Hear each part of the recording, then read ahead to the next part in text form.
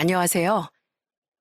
분노 유발자인 사람과 잠시 고부지간으로 살았던 40대 중반 여자입니다. 제 나이를 들으면 알 수 있듯 저는 고부 두 사람 중 며느리였어요. 시집살이 시키는 시모, 며느리를 질투하는 시모 등 별의별 이야기를 다 들어봤지만 제 시모는 그런 시모들에게 절대 지지 않을 만한 만행을 제게 저질렀죠. 탐욕스럽고 이기적인 행동으로 인해 많은 사람들을 불행으로 밀어넣었던 제 전 시모의 이야기 끝까지 한번 들어봐 주세요. 저는 외동딸로 5살 때 일찌감치 엄마를 병으로 잃었습니다. 지방 소도시에서 문방구를 운영하던 아빤 어려운 형편에 홀로 저를 힘들게 키워주셨죠. 그런 아빠 덕에 저는 서울의 대학에 진학했고 서울의 꽤 괜찮은 직장에 취업도 했어요. 그러다 나이 30에 남편을 만나게 됐습니다. 네? 저를요? 아니, 그 많은 사람들 중에 왜 하필 절... 명희 씨가 워낙 말도 야무지게 하고 웃는 얼굴이 예쁘잖아. 딱 자기 이상형이라고 종훈 씨가 그러더라고. 만남은 아주 우연했어요. 저는 당시 다니던 회사 직장 동료의 아이 돌잔치에 참석했는데 그곳에서 절 보고 반한 남편이 저를 소개시켜달라고 했다더라고요. 저는 직업도 묻지 않고 저보다 3살 많다던 남편과의 소개팅을 거절했어요. 별로 연애 생각이 없었거든요. 명희 씨, 종훈 씨 딱 한 번만 만나봐. 우리 남편이 그러는데 자기 후배여서가 아니라 진짜 괜찮은 사람이래. 하지만 상사분은 몇 번이나 제게 소개팅을 권하셨어요. 저는 고민 끝에 결국 소개팅을 나갔죠. 그리고 그렇게 만나 연애하게 된 남편은 생각보다 대화가 잘 통하고 생각에도 깊이가 있던 사람이었습니다. 한의사라는 자신의 직업에 자부심도 있었고 무엇보다 지방에 혼자 계시던 저희 아빠를 찾아뵙고 챙겨주던 좋은 사람이었어요. 그런 남편에게 청혼을 받고 저는 나이 33에 결혼을 하게 됐죠.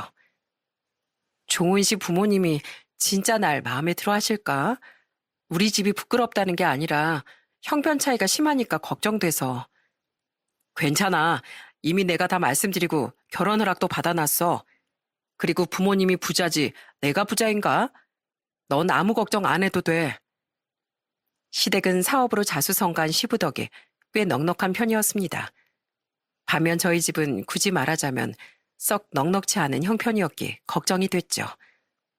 하지만 자신만 믿으라던 남편의 말에 저는 결혼을 진행했던 거예요. 어머 왔냐? 아이고 우리 강아지들 이 해레비 안 보고 싶었어요? 결혼 초 시댁의 분위기는 나쁘지 않았습니다. 처음부터 시모가 제게 좀 쌀쌀 맞긴 했는데 시부와 시누이와의 관계는 꽤 괜찮았거든요. 사업을 하느라 가족 자체에 별 관심이 없었다는 시부는 그래도 저희 두 아들만은 예뻐해 줬어요. 시누이도 말수가 적긴 했지만 제게 예의를 잘 갖춰줬고요. 하지만 저를 향한 시모의 태도가 점점 쌀쌀맞아지자 슬슬 시댁에 가기 불편해지더군요. 예, 넌 레스토랑에서 어떤 순서로 포크 나이프를 써야 하는지도 안 배웠니? 아유, 하긴 이런 비싼 레스토랑을 와봤어야 알겠지.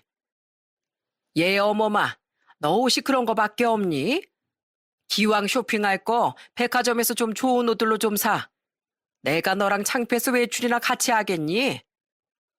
네, 어머니 말씀대로 전 이렇게 포크도 나이프도 잔뜩 주는 레스토랑은 처음 와봤어요. 전 잘 모르니까 앞으로 많이 좀 가르쳐 주세요. 이거 나름대로 브랜드 있는 옷들이에요. 비록 어머님 눈에 차는 명품은 아니지만은요. 그리고 제가 넉말 입는 것도 아닌데 옷차림으로 사람 판단하는 사람들 눈을 신경 써서 뭐해요. 시모는 날이 갈수록 저를 무시하더군요. 나중에 심해질 땐 제 친정까지 무시하는 듯한 발언을 했죠. 세상에, 예, 너 애들한테 대체 뭘 입힌 거냐? 네 시아버지가 사준 비싼 옷들은 다 어디 가고 저런 싸구려 옷들을 입혀놨어? 싸구려 아니고요. 시장표이긴 하지만 저희 친정아빠가 심사숙고해서 골라 사주신 옷들이에요. 그래도 시댁 오는 날이니까 아버님이 사주신 옷들 입혔었는데요. 애들이 차에서 아이스크림을 옷에 죄다 묻혔더라고요. 그래서 급하게 원래 내일 입히려고 했던 이 옷들로 갈아입힌 거예요. 내가 못 산다 못 살아. 어릴 적부터 좋은 것만 입고 먹어버릇해야 애들도 중산층 삶에 익숙해지는 거야. 다른 집은 며느리들 친정에서 하도 비싼 것만 해줘서 부담이라는데 아휴 내 팔자야. 이건 우리 집의 격을 떨어뜨리는 일이야. 저번부터 자꾸 입는 옷 가지고 저도 애들도 뭐라고 하시는데 옷차림으로 떨어질 격이면 차라리 진즉부터 떨어지는 게 낫죠. 더없이 가벼운 겉껍질에 불과할 테니까요. 진짜 중요한 건 내면이잖아요. 그리고 어머님 지금 말씀 저희 아빠 굉장히 무시하시는 거예요. 당장 사과하세요. 그전엔 친정에 워낙 잘하던 남편을 생각해 적당히 참고 넘어갔습니다. 하지만 저희 아빠를 무시하는 일은 절대 참을 수 없었죠. 남편은 시모가 그럴 때마다 제 편을 들며 역정을 냈어요. 제발 그만 좀 하세요, 어머니. 저랑 동생 클 때도 맨날 친구 가려 사귀어라. 못 사는 애랑 놀지 말라 잔소리 하시더니 왜 이젠 제 아내한테까지 돈돈거리세요? 우리 사이엔 아무 문제 없는데 어머니 때문에 제가 집사람한테 미안해 죽겠다고요. 네가 바로 그 내 덕분에 한의사 된 거야. 네 동생도 내 덕에 떵떵거리면서 대기업 다니고 있는 거고. 공부도 제대로 안 하고 못 사는 애들이랑 어울려서 봐라. 네가 이 치열한 경쟁 사회에서 살아남았겠나. 그러니까 우리 손주들도 그런 환경에서 자라길 바라는 마음에 내가 이러는 거지. 어멈부터 격이 올라야 애들도 부모를 보고 배울 거 아니냐. 그만 좀 해 당신. 애들이 머리 입든 예쁘기만 하구만. 왜 자꾸 집안에 분란을 만들어? 평소 손주들 한번 예쁘다고 안아주기나 하고 그런 말을 해. 당신은 그냥 당신 주변을 다 화려하게 만들고 싶은 욕심을 부리는 게야. 게다가 평소엔 귀찮다는 듯 방관하던 시부와 시누이도 심해질 때면 한 번씩 시모를 타박했습니다. 결혼하면서 겪어보니 시모는 과시욕이 넘치고 꼭 남들보다 100원이라도 더 가져야 직성이 풀리는 사람이더라고요. 그런 사람이 저처럼 평범한 집 딸을 며느리로 들였으니 뭐든 마음에 들었겠어요. 저는 남편에게 시모가 결혼을 왜 반대하지 않았었는지 캐물었어요. 남편은 그런 제게 쭈뼛대며 말했죠. 사실 아버진 별 관심 없이 나 알아서 하라고 하셨는데 어머니가 반대 많이 하셨었어. 근데 내가 이 결혼 허락 안 해주면 나 평생 결혼 안 할 거라고 하니까 결국 백기를 드셨던 거야. 자꾸 저를 무시하는 시모가 불편했습니다. 하지만 남편이 워낙 친정아빠에게 잘했으니 저도 그런 시모를 최대한 참았던 거예요. 하지만 굳이 긁어 붓으로 만들 필요 없다는 생각에 시댁의 발걸음을 뜸하게 하긴 했죠. 그래도 그때까진 그냥저냥 버틸만 했는데 제가 결혼한 지 6년 뒤 시누이가 결혼을 선언하며 사태는 급격히 변하고 말았어요. 저 집 나와서 엄마랑 인연 끊으려고요, 새언니. 당시 시누인 어릴 적 해외로 이민 가서 살고 있던 남자를 예비 남편이라며 시댁에 인사시켰어요. 일 때문에 해외 출장을 자주 갔다가 그곳에서 그 남자를 만났던 거죠. 그런데 문제는 그 남자가 저희 집안보다도 형편이 안 좋았던 겁니다. 그때 저와 남편도 시댁에 함께 있었는데 시모는 그 남자를 정말 엄청나게 막대하더라고요. 감히 어디서 내 딸을 넘봐? 그 나라에서 직업도 별 볼 일 없다며 내 딸을 얼마나 고생시키려고 이러냐고. 감히 부모도 없는 놈이 우리 집안을 우습게 봐? 그래도 그 남자는 포기하지 않고 한국에 머무는 한 달 새 몇 번이나 시댁을 찾아갔더군요. 하지만 나중에 시모는 그 남자에게 소금까지 뿌렸다네요. 그리고 그 남자가 자기 나라로 돌아간 뒤 시누이가 저를 찾아와 시모와 인연을 끊겠다고 한 거예요. 그래도 엄마니까 저도 그 사람도 엄마 설득해보려고 최선을 다한 거예요. 근데 소용없더라고요. 아빤 절 돕지도 말리지도 않고 그냥 평소처럼 무관심한 상태예요. 네 엄마 고집 나는 못 꺾으니까 네가 알아서 잘 설득해봐라 하고요. 그 사람은 결국 저한테 이별 통보하고 자기 살고 있는 나라로 돌아갔어요. 너무 상처받았다고요. 그럼 아가씨는 그 나라로 따라가시려고요? 회사는 어쩌고요? 어차피 결혼 결심했을 때 그 사람 나라 지사로 이미 발령 신청해놨어요. 전 그 사람 놓치기 싫어서 지금 애원하는 중이에요. 근데 그 와중에 엄마가 뭘 하는지 알아요, 새언니? 그놈 빨리 있고 돈 많은 집 아들 소개시켜 줄 테니까 그 사람하고 결혼하라는 거 있죠? 그때 알겠더라고요. 여기 더 있다간 평생 엄마한테 휘둘리면서 살겠다고 말이에요. 결국 신우인 그 길로 시댁에서 나와 한동안 친구 집에서 머물다가 그 남자의 나라로 떠났습니다. 그 남자와 재결합을 했던 거죠. 그 뒤 신우인 그곳에서 완전히 털을 잡고 살게 됐고 가끔씩 저와 남편 그리고 시부와만 연락을 하며 지냈어요. 그 나라로 떠난 후 딱 한 번 신우이가 명절에 시모에게 전화를 건 적이 있는데 그때 시모는 거실이 떠나가라 이렇게 소리치더라고요. 잘 지내냐고? 놀리냐 이 썩을 거사? 부모 뜻 거스르고 멋대로 살겠다는 널 난 더 이상 딸로 생각 안 한다. 그런 근본도 모르는 놈하고 살다가 어디 인생이나 한번 쫄딱 망해봐라. 내가 맨날 물 떠놓고 빌 거야. 2번 다시 나한테 전화하지 마. 그래도 신우이는 마지막까지 시모에게 화해의 손길을 먼저 내밀었던 겁니다. 하지만 그날 이후 신우인 더 이상 시모에겐 단 한 통의 전화도 하지 않았죠. 그런데 문제는 신우이의 일로 저에 대한 시모의 태도가 완전히 흑화됐다는 거예요. 애초에 네가 우리 집에 들어온 것 자체가 문제였어.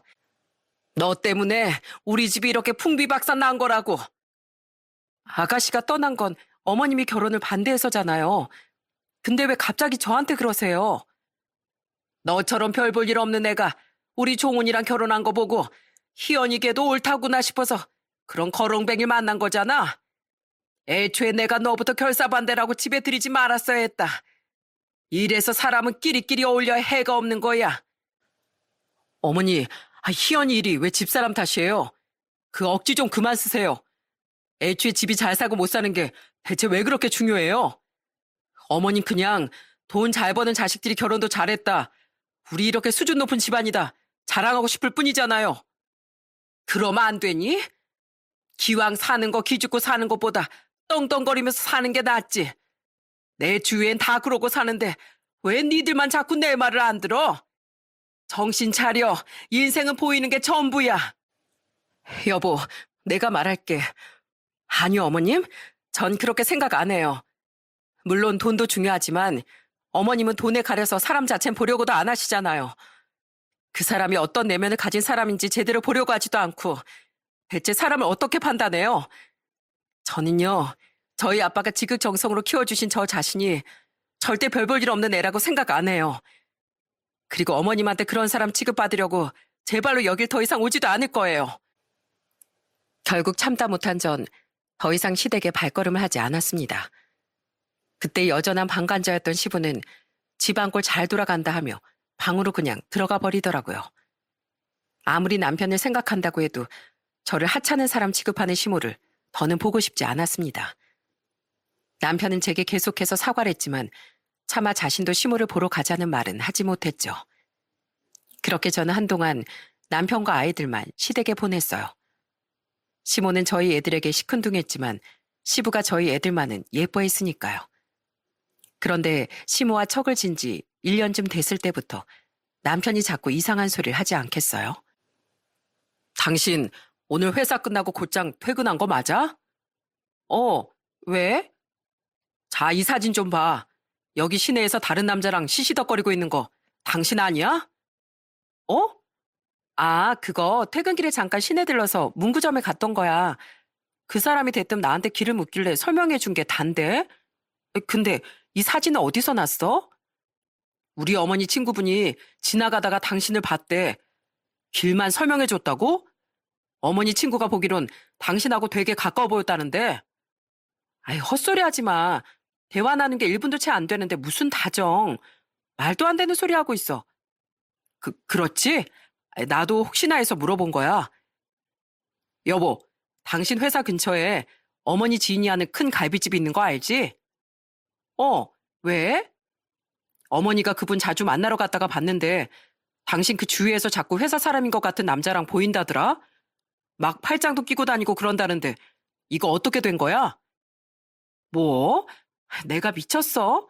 다른 남자랑, 그것도 회사 동료랑 팔짱을 끼게? 확실해?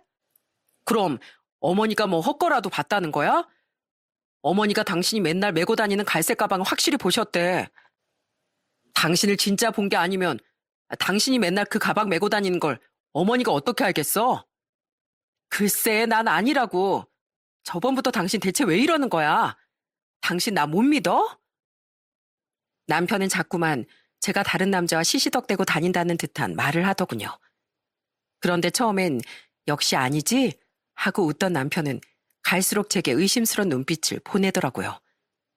아무리 자신의 엄마가 절 싫어한다고 해도 이렇게 자주 생사람을 잡겠냐고요. 저는 기가 막혀서 남편 듣는 앞에서 곧장 시모에게 전화했습니다. 그때 시모의 반응이 얼마나 기가 막혔는지 몰라요. 어머님, 남편한테 들으니까 자꾸 제가 남자랑 있는 걸 봤다고 하신다면서요? 대체 무슨 생각으로 그런 거짓말 하시는 거예요? 어머, 얘 좀 봐. 아무리 내가 그런 걸 보고 들었어도 설마 했는데 너 진짜 천박하게 남자들 만나고 다니냐? 그러니까 갑자기 이렇게 발끈하는 거 아니야? 자꾸 없는 소리 하시니까 발끈하는 거죠. 제가 일하랴 애들 보랴 얼마나 바쁜데 남자 만나요? 바람 피우는 사람들이 뭐 시간이 남아나서 그러겠니? 천박한 그 본능을 못 이기니까 없는 시간 쪼개서 그러고 다니는 거지. 너 정말 실망이구나. 네가 아무리 출신이 천하다고 한들 그런 더러운 짓거리까지 하고 다닐 줄은 정말 몰랐다. 내가 정말 동네 부끄러워서 고개를 못 들고 다니겠어? 억지 좀 쓰지 마세요. 진짜 절 왜 이렇게 괴롭히시는 거예요? 나 바쁜 사람이야. 왜 이래? 내가 할 짓이 없어서 괜한 얘기를 했겠니? 너 이렇게 발끈하는 거 보니까 설마 했던 내 생각이 아주 확신이 든다. 이런 널 그래도 아내라고 감싸던 내 아들만 불쌍하다. 아이고. 그때 시모가 남편이 저와 함께 그 통화 내용을 듣고 있는 걸 알았는지 몰랐는지 모르겠습니다. 하지만 그 통화로 인해 남편의 저에 대한 의심이 커진 것만은 확실했죠. 너무 억울해서 미치겠는데 문제는 시모가 거짓말을 했다는 증거가 없다는 거예요. 저는 창피함을 무릅쓰고 회사 남자 직원들과도 모두 통화를 시켜주려고 했는데 남편이 이러더라고요. 당신이 거짓말 시킨 건지 아닌지 어떻게 알아? 내가 당신 뒷조사 좀 해보니까 증거도 안 나오는 게 한 놈을 진득하게 만나는 건 아닌가 봐. 가볍게 만나는 사이에 그 사람들도 걸리기 싫으니까 당연히 거짓말하겠지. 당신 진짜 의처증이라도 걸렸어? 내가 아니라는데 왜 내 말을 못 믿어? 그럼 우리 어머니는 허언증이야? 아무리 당신 싫어도 우리 어머니가 그런 짓을 대체 왜 하겠냐고? 이미 남편은 시모의 잦은 모함으로 저에 대한 믿음이 없어진 상태였어요. 알고 보니 남편이 제게 묻기 전부터 시모는 교묘하게 몇 달에 걸쳐 제가 남자를 만나고 다닌다는 거짓말을 했더라고요. 남편은 처음엔 말도 안 되는 소리 하지 말라며 시모의 말을 무시하다가 점점 그 말에 의심이 커졌던 겁니다. 그러니까 남편이 이미 제게 말을 했을 땐 남편이 시모에 의해 의심병이 생긴 뒤였던 거예요. 남편의 의처증은 날이 갈수록 심해졌어요. 나 일주일 동안 한의원도 안 나가고 당신 뒤 미행해봤어. 뭐? 미행? 진짜 가지가지한다. 그래, 오히려 잘 됐네. 뭐 있든? 없었잖아. 난 떳떳해. 없긴 뭐가 없어. 회사 점심 먹으러 갈 때나 회식 갈 때나 남자 직원들한테만 눈웃음을 실실 치던데. 이 더러운 여자야. 내가 너한테 얼마나 잘했는데. 이 몰매 맞아도 할 말 없는 여자야. 애들 앞에서 부끄럽지도 않아? 남편은 점차 제게 욕설을 하기 시작했습니다. 제가 회사에 가거나 중요한 미팅이 있을 때 화장이라도 진하게 하고 가면 남편은 1시간에 한 번씩 전화를 해댔어요. 업무 때문에 하는 수 없이 휴대폰을 꺼놓으면 회사 앞까지 찾아와 저를 죽일 듯이 노려보고 있었죠. 그냥 일만 했다고 해도 남편은 저를 믿지 못하고 욕을 서슴지 않았습니다. 그러다 결국 남편은 제게 손찌검까지 하기에 이르렀어요. 아! 당신 미쳤어? 그리고 목소리 좀 낮춰. 애들 깬다고. 애들한테 맞는 모습 보이긴 창피하고 남자들 만나고 다니는 건 안 창피하냐? 나를 애들 반만이라도 소중하게 생각했으면 당신이 나한테 못 이랬을 거야. 난 아니야. 정말 아니라고. 웃기지 마. 그리고 어머니가 어제 그러더라. 당신이 길거리에서 어떤 남자한테 꼬리치는 거 봤대. 그러니까 그 남자가 신이 나서 당신 번호를 따러 갔다던데? 그 놈이랑 지금도 당신 연락하고 있지? 오늘 내가 회사로 안 찾아갔으면 그 놈 만나러 가려고 했던 거 아니야? 자, 여기 어머니가 당신하고 그 놈 보고 바로 찍었던 사진. 우리 어머니가 건너편 골목에 숨어서 찍었대. 이거 나한테 주면서 당신하고 제발 이혼하라더라. 처음엔 어떻게든 남편의 의심을 풀어보려고 했습니다. 그런데 손직원까지 당하고 나니 이건 아니라는 생각이 들더군요. 게다가 저에게 손을 올리며 한 남편의 말에 저는 소름이 쫙 돋고 말았어요. 전날 길에서 횡단보도 신호를 기다리는데 웬 남자가 제 번호를 물어본 건 사실이었습니다. 물론 그 남자에게 번호를 주진 않았어요. 유부녀인 제가 미쳤다고 그걸 줍니까? 근데 이상했거든요.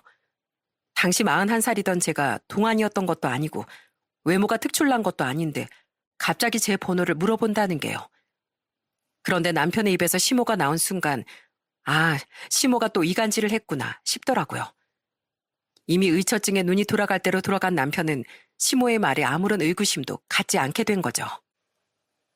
당신 엄마가 내 그림자야? 어떻게 매번 날 그렇게 잘 발견해? 이상하지 않아? 난 그 사람 당신 엄마가 손 써서 일부러 나한테 보낸 사람 같은데? 난 그 사람한테 번호 준 적도 없어.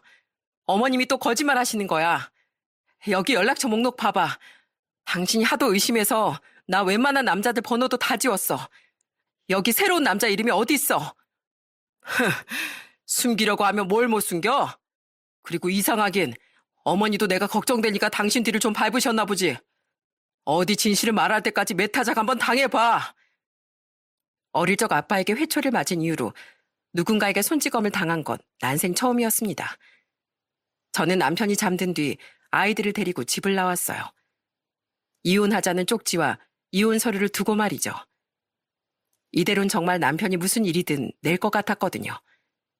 저는 아이들과 급하게 머물 원룸을 구했고 회사에 일주일간 휴가를 낸 뒤 이혼 전문 변호사를 선임했습니다. 그 사이 남편에게 몇 번이나 전화가 왔는데 저는 그 전화도 모두 무시했어요. 그러자 남편은 제게 문자를 남기더라고요. 당신 회사도 휴가 썼다며? 왜? 이번엔 제대로 눈 맞은 놈이 있냐? 이혼? 그래, 이혼해. 나도 당신하고 살다간 정신병 걸려서 제명에 못 살겠어. 너 같은 더러운 여자 내가 먼저 버려버릴 거야. 당신하고 결혼하지 말라던 우리 어머니 말씀이 맞았어. 그 착했던 사람이 왜 이렇게 변해버린 건지 너무 억장이 무너졌습니다. 차마 아빠가 속상하실까봐 연락도 못하고 저는 그렇게 혼자 외로운 싸움을 하게 됐어요. 그냥 협의 이혼할 수도 있었지만 남편이 아이들 양육권을 주장했거든요. 그 과정에서 변호사는 제게 시모가 남편과 제 사이를 이간질했다는 증거가 있으면 좋다고 하더군요. 남편이 제게 욕설과 손찌검을 한 건 증거를 남겨놨는데 이대로 시모를 가만두자니 너무 억울했거든요. 저는 고민 끝에 시모를 찾아가 대화를 녹음하기 시작했어요. 이혼 전 중요하게 할 말이 있다며 시모를 불러낸 거죠. 무슨 중요한 말? 너희들 이혼하는데 나한테 할 말이 뭐가 있어? 네, 너희들이 얼마 못 가서 이렇게 갈라질 줄 알았다. 수준 차이 나는 집안끼리 하는 결혼이 다 이렇지. 네 천안 출신이 결국 이런 사달 낼 걸 알고 있었어. 결국 우리 아들만 정신적으로 고통받고 이게 뭐니?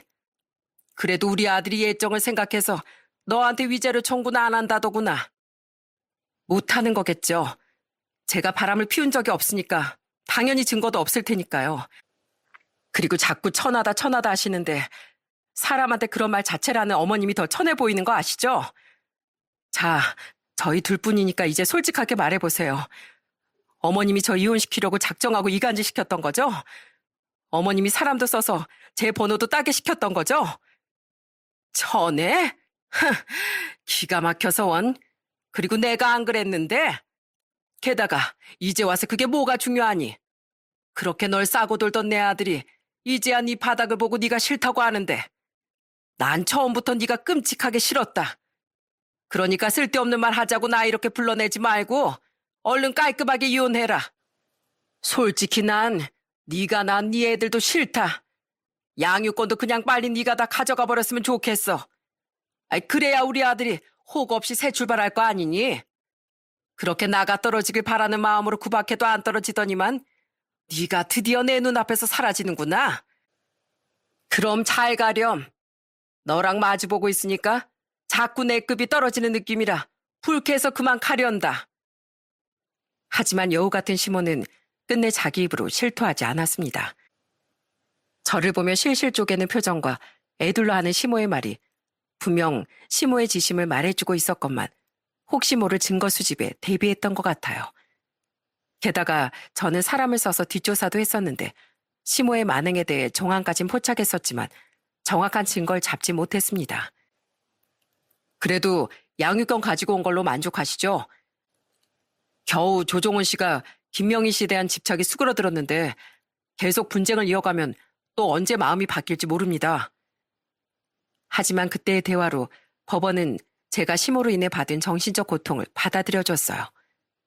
또한 남편의 의처증에 대한 증거는 확실했기에 저는 아이들의 양육권을 가져올 수 있었습니다. 제게 폭행까지 한 남편에게 아이들을 보내기엔 위험하다는 판단이었죠. 또한 저는 남편에게 받았던 고통으로 인해 위자료도 받을 수 있었어요. 그렇게 저는 끝까지 지키고 싶었던 가정을 결혼 8년 만에 시모의 이간질로 인해 잃었습니다. 그때서야 아빠를 찾아가 모든 이야기를 털어놓으며 저는 엉엉 울고 말았어요. 그 망할 자식이 감히 너한테 그런 짓을 했단 말이냐. 이거사, 왜 아빠한테 진즉 말을 안 했어? 아빠 요새 몸도 많이 아프신데 괜한 걱정 끼쳐드리기 싫었어요. 죄송해요, 아빠. 그래도 이젠 다 끝났어요. 저 애들이랑 정말 더 잘 살아갈 거예요. 저는 솔직히 그때 남편이 시모의 세뇌로 인한 피해자라고도 생각했어요.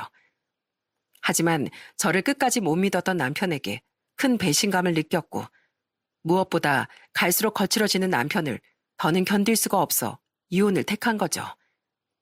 이러다 애들까지 다칠 것 같아서 말입니다. 저는 걱정하는 친정아빠를 안심시키고 아이들과 새로 이사한 집에서 새 인생을 시작했습니다. 당시 8살, 6살이었던 두 아들은 다시 저를 살아가게 하는 원동력이었죠. 시부는 귀찮은 일에 끼기 싫다는 듯 이혼 과정에서 제 편을 들어주지도 그렇다고 시모의 편을 들어주지도 않았는데 그때 정말 시부가 원망스러웠어요. 그런 시부에 대해 이혼 직후 딱 한 번 마지막 통화를 하게 된 시누이가 이러더라고요. 아빤 원래 그런 사람이에요. 저는 가끔 저랑 오빠를 너무 올감했던 엄마보다 방관자였던 아빠가 더 미웠었어요. 아빠가 집안 중심을 잘 잡아줬어 봐요. 엄마가 과연 이렇게까지 악랄해질 수 있었겠어요? 아빠가 언니 애들이야 예뻐했다지만 진짜 손주들을 아꼈으면 언니 편을 들고 오빠를 혼냈어야죠. 전 언니 믿어요. 오빠 그 바보가 엄마한테 속아 넘어간 거겠죠. 그동안 못난 저희 집에 시집 와서 고생 많았어요, 새언니. 앞으로 꼭 행복하게 잘 살아요. 그래도 제게 일말의 죄책감은 있는 건지 시부는 애들을 보여달라는 염치 없는 말은 하지 못했어요. 애들이 아빠를 워낙 좋아했기에 저는 가끔씩이나마 남편에게 애들을 보냈습니다.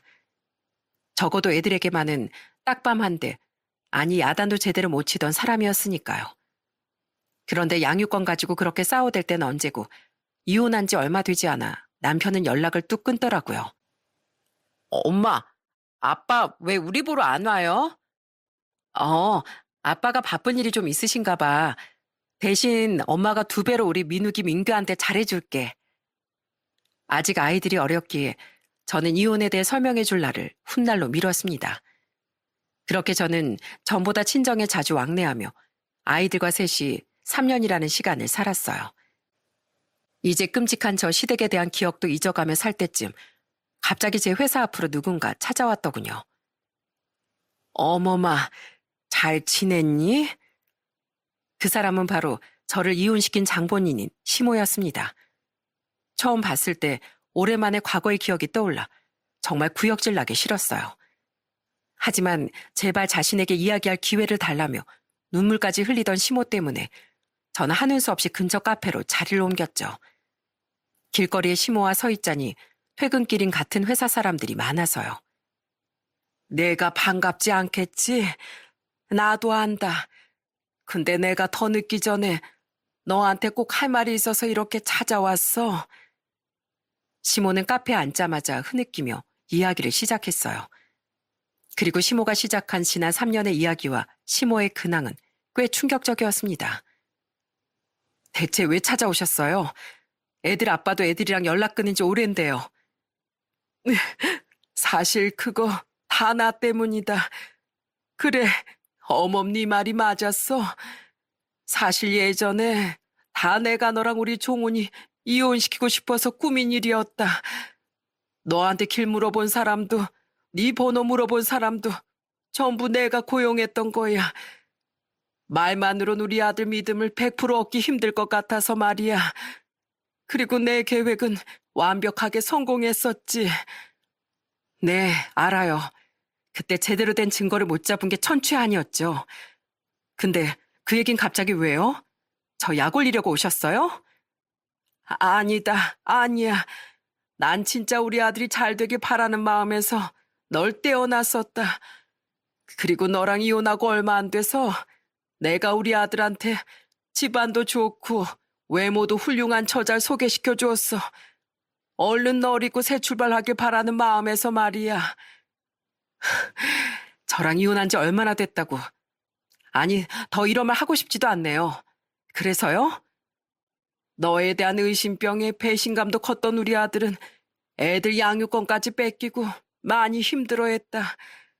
근데 그 여자애가 간슬게 다 빼줄 듯 잘해주니까 우리 아들이 그 여자애한테 홀라당 마음을 빼앗겼던 거야. 그래서 자기 애들한테까지 연락도 안 하고 그 여자한테만 홀려서 지냈던 거다. 근데 정신이 불안전했던 애가 그 여자한테 빠져도 너무 심하게 빠졌던 거지. 근데 그 망할 것이 우리 아들을 가지고 놀았던 거야. 집안 빵빵해서 돈도 안 벌어도 되겠다.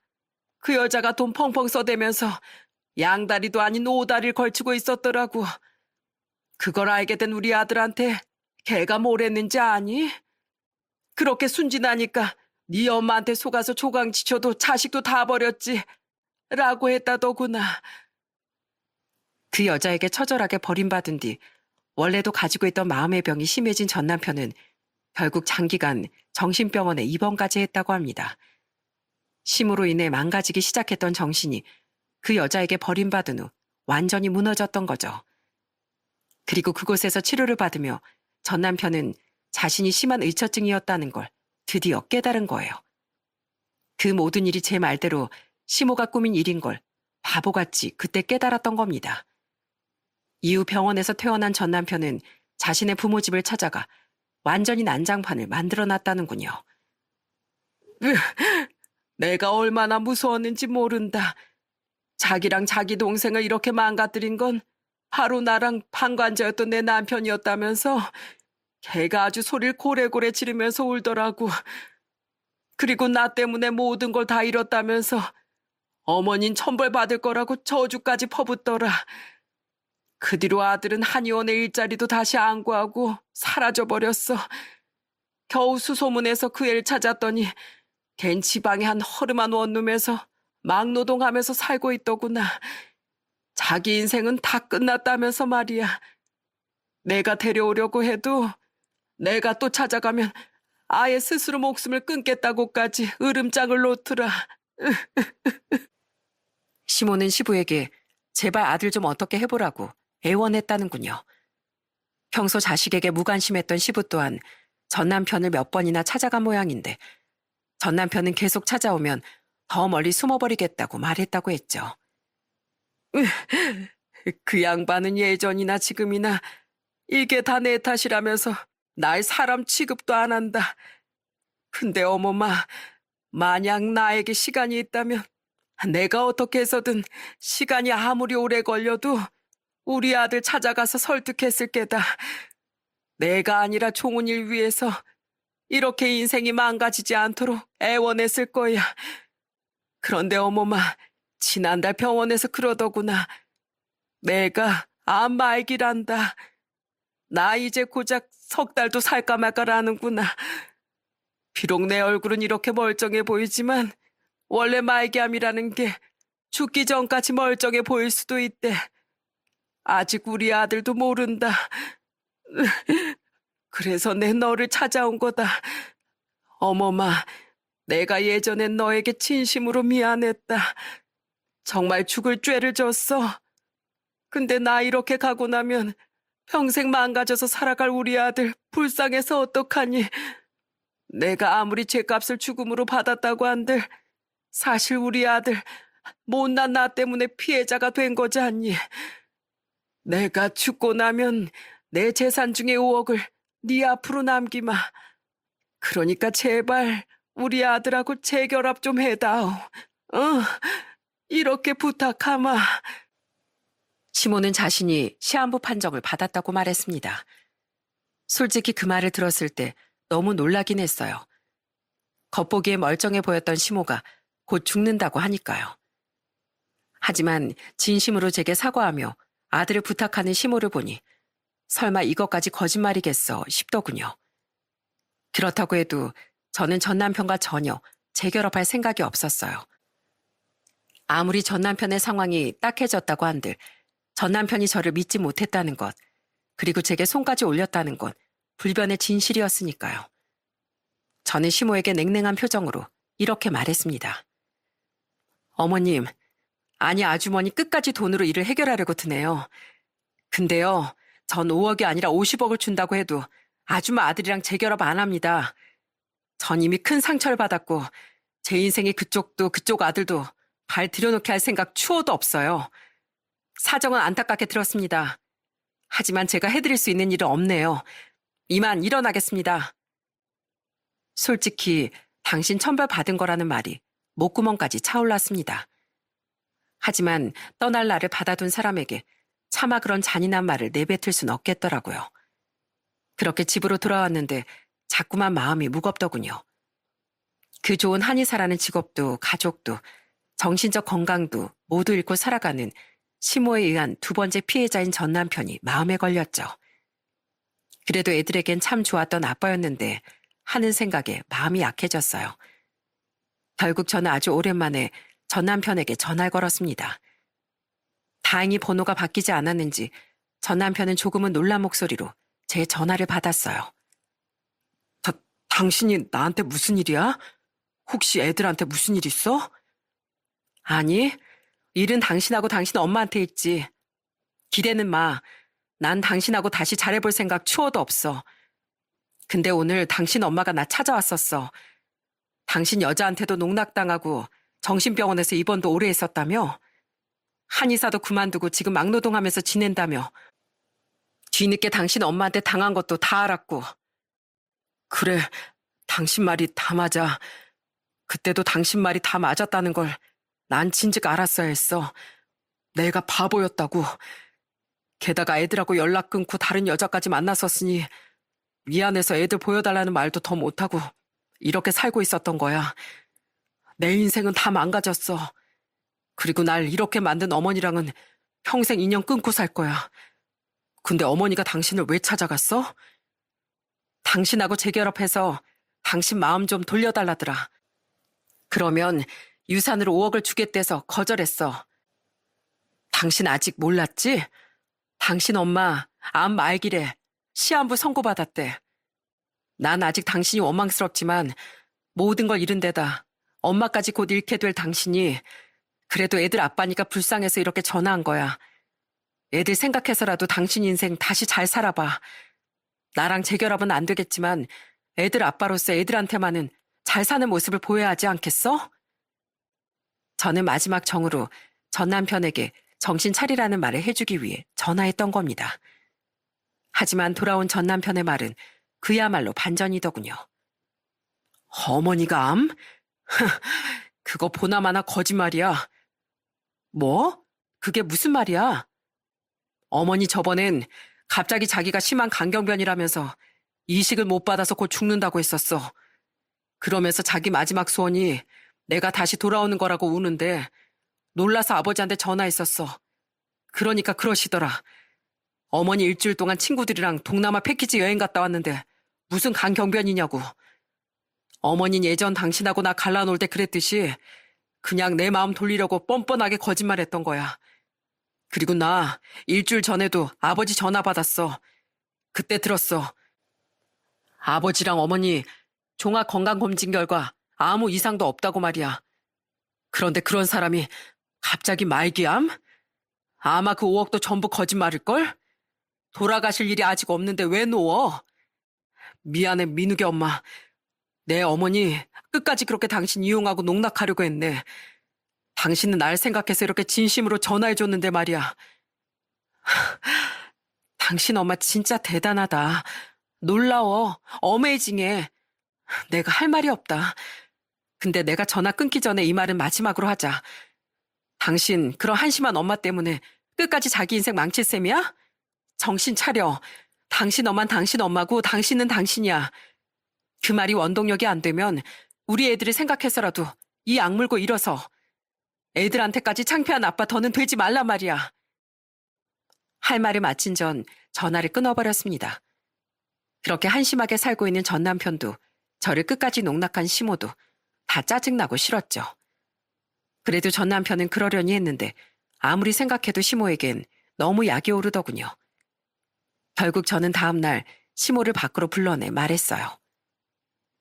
그래, 내 말 생각해봤니? 네, 저 아줌마 말대로 할게요. 근데 전 아줌마한테 한 번 된통 당한 경험이 있잖아요. 그래서 이번엔 대가를 먼저 받아야겠어요. 아줌마 곧 돌아가신다고 했죠? 그 5억 저 미리 좀 주세요. 그럼 제가 아줌마 아들이랑 재결합할게요. 뭐? 얘 탕돌한 것 좀 봐. 내가 너를 어떻게 믿고 그 돈을 줘? 우선 우리 아들 찾아가서 마음 돌리고 혼인신고부터 다시 해. 그럼 내가 그 유산 주마. 웃기지 마세요. 5억이 먼저예요. 왠지 말해드릴까요? 저는 기가 차는 시모에게 휴대폰을 들어올렸습니다. 그리곤 자동 녹음 기능으로 저장돼 있던 전날 전 남편과의 통화 내용을 모두 들려주었죠. 처음엔 이게 뭔가 싶었던 시모는 점점 표정이 겁에 질리더군요. 녹음 파일 재생이 끝나자 저는 그런 시모에게 소리쳤어요. 이건 이제 아시겠죠? 아줌마가 언제 하늘로 갈지도 모르는데 제가 뭘 믿고 재결합을 해요? 솔직히 그 5억 준다는 말도 다 거짓말이잖아요. 아직 아들이 모른다는 말로 아직까지 아줌마가 말기암이라고 속일 생각이었나 본데 간경변 얘기도 그렇고 속이려면 더 철저했어야죠. 세상에 목숨이 간절한 진짜 암 환자가 얼마나 많은데 이런 무서운 거짓말을 해요. 그것도 자기 원하는 대로 이루려고 아무렇지도 않게요. 아니, 난 그냥 우리 종훈이를 위하는 마음에. 위해요? 아니요. 이건 그냥 아줌마 욕심일 뿐이에요. 자식을 어디까지 아줌마 마음대로 휘두르려고 해요. 그리고 진심이어도 모자란 판에 이런 거짓으로 사람을 또 농락하려고 들어요? 아줌마 같은 사람은 평생 아무에게도 사랑 못 받고 버림받을 거예요. 그리고 자식들 모두의 눈에 피눈물 흘리게 한 죄, 멀쩡한 가정 박살내놓은 죄, 꼭 하늘에서 물벼락이라도 내릴 거라고요. 죄값으로요. 시모는 당황해서 주위를 마구 살폈어요. 이미 우리 대화를 모두 들은 사람들은 시모를 대놓고 쳐다보며 수군거렸죠. 시모는 결국 가방으로 얼굴을 가린 채 도망을 가버렸습니다. 그런데 시모에게 그렇게 한 방 먹였어도 어딘가 속이 덜 시원했어요. 때문에 전 이혼 후 처음 시부에게 전화를 걸었습니다.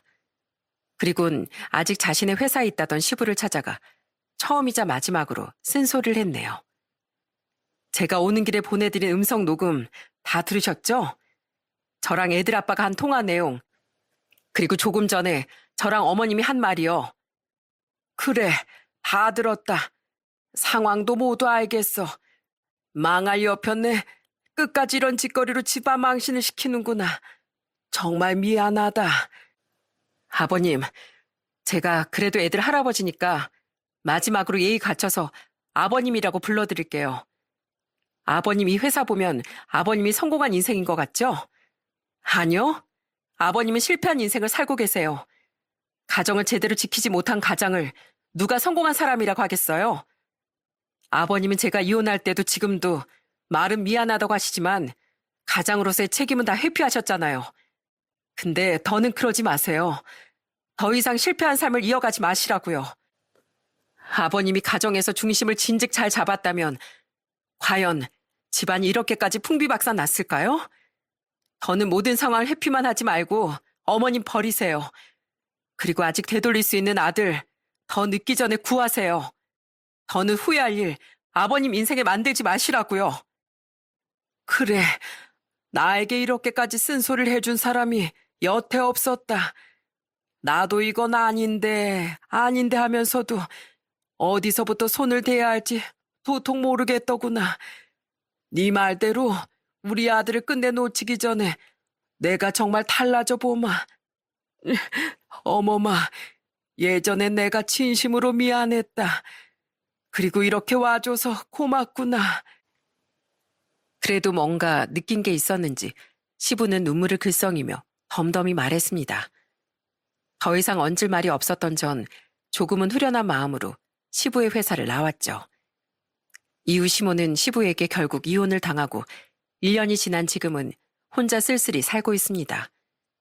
신우인 여전히 시모와 인연을 끊고 시부와 전 남편과만 가끔 연락을 하고 있다고 해요. 제가 전 시댁 사정을 이렇게 잘 알고 있는 이유는 그 사건 이후 가끔씩이나마 아이들을 시부와 남편에게 보여주며 살고 있기 때문입니다. 시모 일로 통화를 한 지 얼마 뒤 전 남편이 절 찾아와 무릎까지 꿇고 용서를 빌었거든요. 민욱이 엄마, 당신이 그때 나한테 전화해준 일로 나 정말 큰 용기 내서 여기 왔어. 예전에 내가 당신을 못 믿었던 거, 그리고 그런 입에 올리지 못한 일들까지 한 거 진심으로 미안해. 내가 입이 10개라도 할 말이 없어. 근데 민욱이 엄마, 당신 말대로 나 애들한테 부끄럽지 않은 아빠가 되기 위해 다시 일어서 볼게. 약속해. 근데 내 유일한 살아갈 힘인 애들 제발 1년에 한 번씩이라도 보게 해주면 안 될까? 자격 없지만 나 진짜 애들한테만은 좋은 아빠로 남도록 노력할게. 보는 사람도 웅성거리는 사람도 많았지만 아랑곳하지 않는 남편의 용기에 저는 한 번만 더 기회를 주기로 했습니다. 무엇보다 아무것도 모르는 아이들이 계속 아빠를 많이 찾았거든요. 그날 이후 저는 가끔씩이나마 애들을 시부와 전 남편에게 보냈던 거예요. 전 남편은 지방에서 다시 올라와 시부의 집에 머물며 정신과 치료를 받고 있거든요. 치료가 온전히 끝나면 그때 다시 남을 도울 수 있는 한의사로 재취업하겠다면서요. 시부는 전 남편과 함께 제가 애들을 데려다주고 데리러 갈 때마다 집 밖에 나와 저를 맞아주곤 합니다. 고맙다 어머마. 네가 애들을 이렇게 보여주는 덕에 우리 종훈이가 그나마 조금씩 웃음을 찾고 있어. 우린 더 욕심 안 부리마. 더도 말고 덜도 말고 딱 이 정도만 애들 보여주고 살아도 우린 너무 감사해. 물론 애들을 보여주고 있다고 해서 제가 전 남편과 재결합할 생각이 있는 건 전혀 아닙니다. 그 사실을 전 남편도 시부도 잘 알고 있고요. 그냥 우린 또 다른 형태로 공존하며 살아갈 방법을 이렇게 찾은 거죠. 올해 12살인 큰아들 말로는 시모가 한번 시댁에 찾아갔었다고 합니다. 그때 시모는 손주들까지 모두 와 있는 그 집에서 난동을 부렸다고 하네요. 나만 빼놓고 이렇게 희낙낙한다고? 왜 내 자리는 없어? 왜 다들 나만 나쁜 사람 만들어? 나도 외롭고 쓸쓸하단 말이야. 그건 다 당신이 자초한 일이야. 애들 보잖아. 당장 나가. 당신하고 결혼한 건 내 일생일대 실수였어. 하지만 이렇게 소리치며 시부가 시모를 질질 끌어냈다고 해요.